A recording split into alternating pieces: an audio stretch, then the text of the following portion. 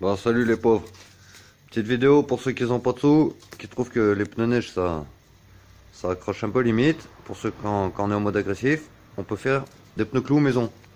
Alors, je vous montre une technique, c'est connu mais on trouve pas trop de vidéos qui expliquent comment on peut faire. Et surtout, je savais pas si ce serait étanche et finalement j'ai trouvé une technique, c'est étanche. Le pneu il est à 3 bars depuis une semaine. Donc ça roule. Alors ça c'est un 195 50 par 15. Ça fait 160 clous. Bon, je sais, c'est une taille un peu basse pour la neige. Il faudrait des tailles un peu plus hautes. Peut-être vous montrer à 200 clous en faisant un schéma en quinconce comme j'ai fait là, vous voyez, en laissant des crampons libres. Donc voilà. Alors, ça commence comme ça. Bon, bah là, il est sur la jante, c'est plus pratique pour le percer, mais après vous faites comme vous voulez. Donc vous faites les trous. Hop, alors je vous conseille de les faire tous avec un point blanc au départ et puis de repasser sur vos pas avec la perceuse. Moi pour des vis de 6 j'ai pris une mèche de 3,8. J'ai enlevé un peu plus que 2 mm, je pense que c'est pas mal puisque sinon on risque de perdre en étanchéité si on perce au diamètre de la vis. Ensuite il vous faut faire des pointes. Alors ça c'est maison, c'est pareil. Moi j'ai pris des vis comme ça.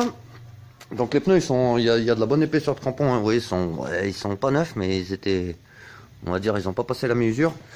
Donc avec des vis 2 mm comme ça là, 2 mm pardon, de 2 cm, donc c'est 20 mm, moi j'ai pris du BTR. 20 mm, diamètre 6, avec des rondelles, prenez les plus larges possibles disons et fines, ça devrait aller. Ensuite il vous faut cette merde là, un petit touré à 30 balles bric-au-marché, de la colle, et bien sûr les outils qui vont avec les vis, de la colle et de l'étanche filet. Voilà, bon, ça vous trouvez ça où vous voulez. Ensuite, le but c'est de faire une pointe qui ressemble à peu près à ça. Celle-là elle est un peu dégueulasse. On va s'en trouver plus joli. Ça reste du maison. Donc disons un truc qui ressemble à ça, voilà. Ça est pas mal encore qu'il n'y avait pas hyper pointu. Là on a mieux. Voilà. Alors le truc, quand vous les faites, c'est de garder ce petit plat là que vous voyez au moins, je sais pas, il faudrait essayer d'arriver à un petit peu moins d'1 mm, mais pas de la faire totalement en pointe. Parce que sinon après vous voyez plus si vous perdez de la longueur ou pas à l'usinage en fait. Enfin l'usinage au rabotage on va dire. Donc essayez de pointer au maximum mais en gardant un tout petit bout plat pour être sûr d'avoir la longueur totale de la vis, que les clous ils soient tous de même longueur disons. Voilà, alors ça c'est bien de le faire en usine. Genre un qui prépare les clous, un qui les vise dans le pneu, l'autre qui met les écrous avec la colle. Mais enfin bon, moi je suis tout seul. Là j'ai un alcoolique avec moi qui va prendre le relais de la caméra vite fait pour que je vous montre comment je pointe le clou. Bon, j'ai développé une petite technique à la wesh, disons, qui permet de pas trop bousiller le filetage avec... elle est où ma baguette soumée de merde? Elle est là. Voilà, alors tiens ça. Filme pas ma gueule, je suis pas beau. Mets pas tes mains devant l'objectif. Alors.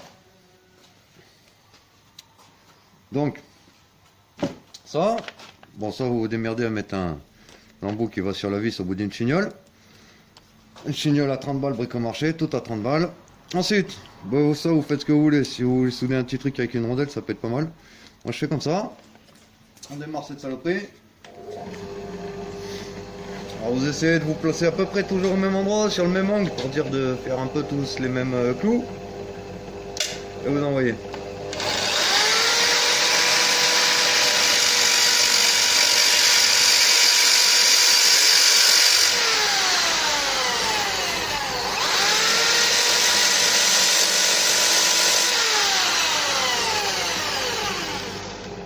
Chouïa.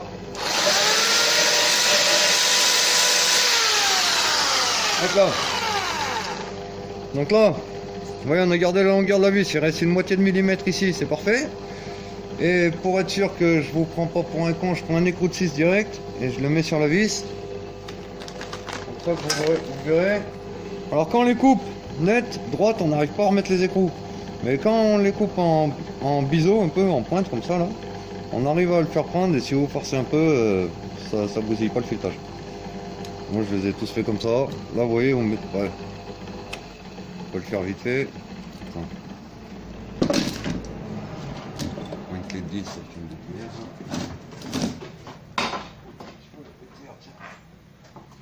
Cette saloperie, c'est pas vraiment des outils, mais enfin. C'est bien avec ça. Hop. Hop. Vous le faites prendre comme ça. Ça, j'ai une chance sur deux, bien sûr. J'ai perdu. Voilà. Vous voyez, voilà, ça vise pas mal. Hop, hop, hop, ça tourne la main, quoi, tranquille. La vis, elle est pas tordue, rien.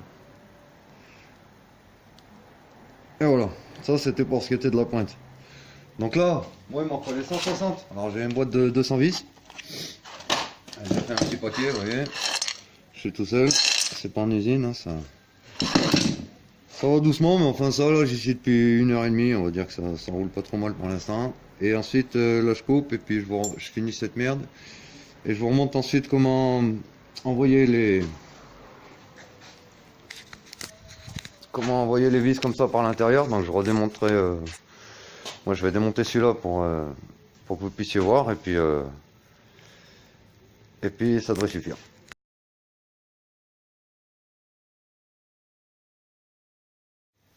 Bon voilà les amis, deuxième étape, on va mettre les clous. Donc là j'en ai déjà mis à peu près, je vois peut-être une bonne moitié, on va dire les 80 ou 60.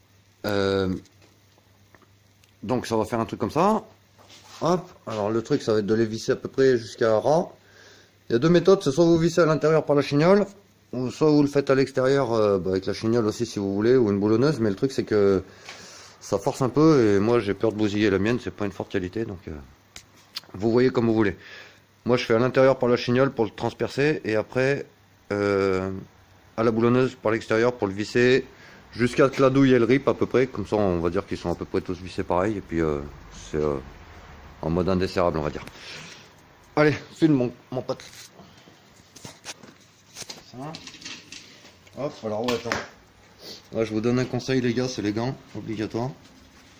Parce que sinon, faut de la colle pendant une semaine sur les mains. Parce que là la petite c'est un truc de normalo. Hop là. Alors, nous disions, une vis, viens là Bourrico. Une vis, en rondelle. Fume ça bien, on va en mettre 3 pour que vous voyez à peu près le truc. Attends, n'importe quoi. Porte à joint.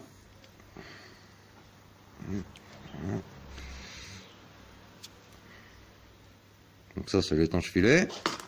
Ça marche pas trop mal. Génial. Toujours avec mon petit embout BTR. Ensuite, en vissant. Donc attends, on y voit clair là. On va faire ça là, ici. Hop. Et ça rentre pas trop mal. Vous le faites patiner un peu.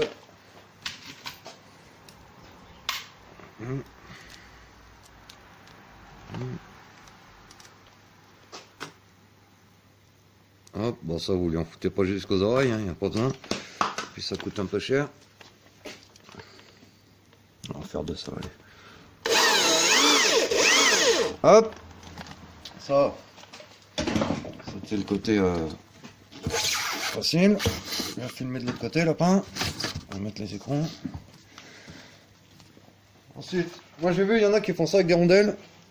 Mais ce qu'il y a, c'est que ça bouche un peu les crampons du coup. Alors, vu que moi j'ai pour but après de retailler un peu le pneu pour élargir les surfaces libres, on va dire. Réduire les surfaces en contact, comme vous voulez. Hop, donc un peu de colle, hein, vous prenez la plus forte que vous trouvez pour la Loctite. Vous faites prendre vos petits écrous dessus. Ça c'est facile. Le reste aussi d'ailleurs. Ensuite boulonneuse. Vous amorcez bien la main parce que bon des fois sur un demi-tour ça peut faire ripper. Voilà, vérifiez qu'ils sont bien pris, nickel. Et là vous y allez gentil. À peu près jusqu'à que ça. Que la douille elle patine quoi. Voilà tout simplement. Hop. Hop. Nickel. Vous voyez comme ça c'est à peu près à ras. Ouais, nickel. C'est à peu près à ras. Et puis on va dire qu'ils ont à peu près tous la même longueur. Filme bien le profil là. On voit que les écrous ils dépassent pas trop. Vous voyez ça fait un truc dans ce style là quoi. Voilà. Je sais pas si vous voyez bien le genre mais. Voilà, donc je finis ça. Ensuite je remonte le pneu sur la jante en tôle elle est là. Je remonte là-dessus. Et puis je vous le fais claquer sur la monteuse pour faire voir que ben, il tient bien la pression quoi, ça se gonfle comme un pneu normal. Faut juste faire attention de pas se piquer en montant quoi. A tout de suite. Bon, voilà les amis.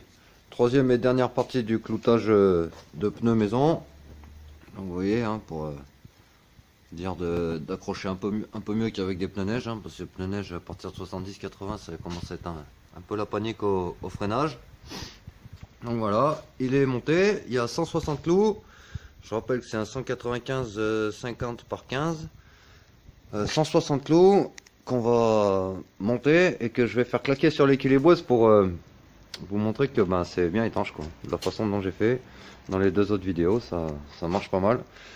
Donc tiens fils, filme. Voilà. On va ça. On ça. Ça va un peu.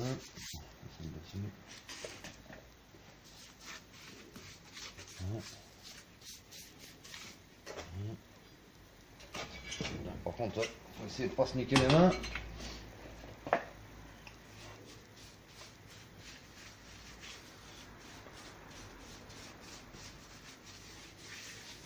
Voilà.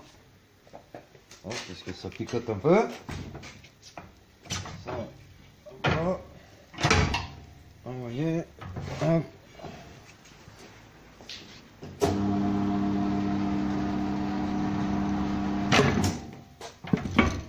Voilà.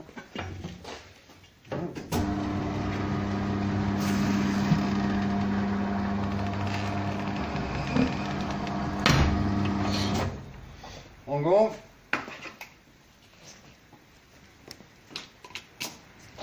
Vous allez voir, c'est étanche, tout se passe bien, ne vous inquiétez pas.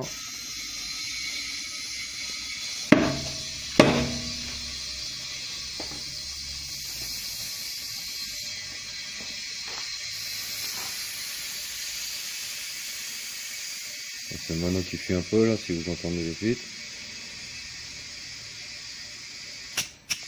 Voilà.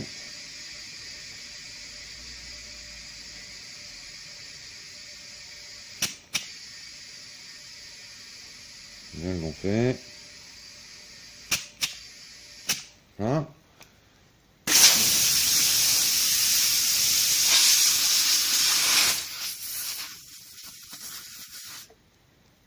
Voilà. Voilà.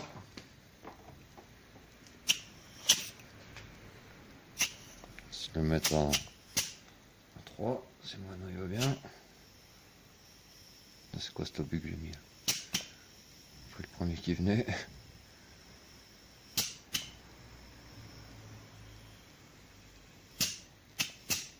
Voilà. 3. Alors même le mettre sur l'équilibreuse. Faut que vous voyez que je vous prends pas pour des billes, hein, parce que... Bon, ça sert pas à grand chose de l'équilibrer, mais enfin. Faut quand même le faire pour... dire que... Juste pour vous montrer qu'on n'a pas des valeurs trop... On n'a pas des valeurs trop inacceptables en fait.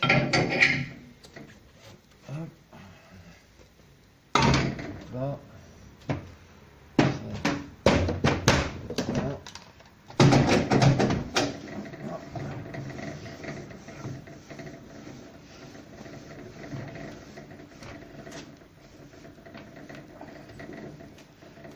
Les plans, ça j'aurais pu le faire avant.